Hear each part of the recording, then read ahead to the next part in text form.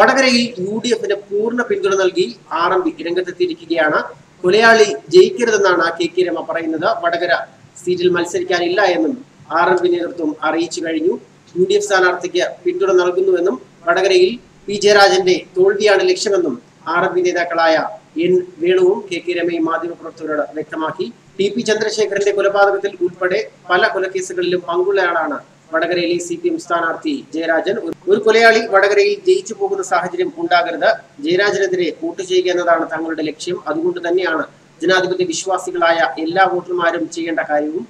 അതിലൊന്നാണ് UDFനെ പിന്തുണയ്ക്കാൻ തീരുമാനിച്ചതെന്നും KK രമ പറയുന്നു. സംസ്ഥാനത്തിലെമ്പാടും അക്രമ രാഷ്ട്രീയത്തിനെതിരായ പ്രവർത്തനത്തിൽ പങ്കുചേരുമെന്നും രമ കൂട്ടിച്ചേർത്തു. RMP രൂപീകരണത്തിന് ശേഷം എല്ലാ തെരഞ്ഞെടുപ്പിലും സ്ഥാനാർത്ഥിയെ നിർത്തിയിട്ടുണ്ട്. എന്നാൽ ഇത്തവണ മാത്രം ജയരാജന്റെ തോൽവി ഉറപ്പാക്കാൻ UDFന്റെ പ്രചരണത്തിൽ സജീവമായി പങ്കുചേരുമെന്ന് RMP സംസ്ഥാന അധ്യക്ഷൻ N Venu വ്യക്തമാക്കിയിരിക്കുകയാണ്.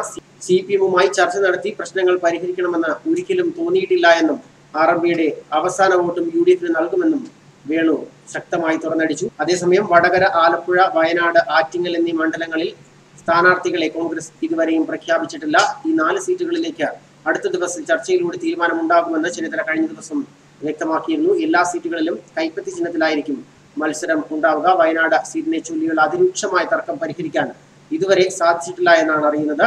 Shanimol Usman, T Siddique, KP Abdul Majeed എന്നിവരെ ഇവിടേക്ക് പരിഗണിക്കുന്നുണ്ട്. ആലപ്പുഴ, ആറ്റിങ്ങൽ എന്നിവിടങ്ങളിലേക്ക് ഷാനിമോൾ ഉസ്മാന്റെ പേരാണ് ഉയർന്നു കേൾക്കുന്നത്. KC വേണുഗോപാൽ, മുല്ലപ്പള്ളി രാമചന്ദ്രൻ, ഉമ്മൻചാണ്ടി എന്നിവർ മത്സരിക്കില്ല എന്ന നേരത്തെ തന്നെ വിവരം വന്നിരുന്നു. ഉമ്മൻചാണ്ടിയുടെ സ്ഥാനാർത്ഥിത്വത്തിൽ അനിശ്ചിതത്വം തുടരുന്നതുകൊണ്ടാണ് കോൺഗ്രസ് സ്ഥാനാർത്ഥി പട്ടിക പുറത്തുവരാൻ വൈകുന്നു എന്ന വാർത്തകളും പുറത്തുവരുന്നു. KPCC ശക്തമായി തന്നെ ഉമ്മൻചാണ്ടിയെ മത്സരിപ്പിക്കണമെന്ന ആവശ്യം ഉന്നയിക്കുകയാണ്. ഇതിനായി ഹൈക്കമാൻഡിൽ സമ്മർദ്ദം ചെലുത്തുകയും ചെയ്തിരുന്നു.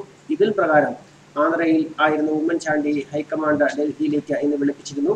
എന്നാൽ താൻ മത്സരിക്കില്ല എന്ന തീരുമാനം ഉമ്മൻചാണ്ടി ആവർത്തിച്ചതോടെയാണ് അദ്ദേഹത്തെ ഒഴിവാക്കിയതെന്നും ഇപ്പോൾ അറിയുന്നുണ്ട്. ഇടുക്കിയിൽ ഡീൻ കുര്യാക്കോസിന് വേണ്ടി A ഗ്രൂപ്പും ജോസഫ് വാഴക്കിന് വേണ്ടി I ഗ്രൂപ്പും ശക്തമായി രംഗത്തുണ്ടായിരുന്നു. 4 സീറ്റുകളിലെ സ്ഥാനാർത്ഥികളെ നിശ്ചയിക്കുന്നതിൽ ചർച്ചകൾക്കായി AICC ജനറൽ സെക്രട്ടറി ഉമ്മൻചാണ്ടിയെ ഹൈക്കമാൻഡ് ഡൽഹിക്ക് വിളിപ്പിച്ചു.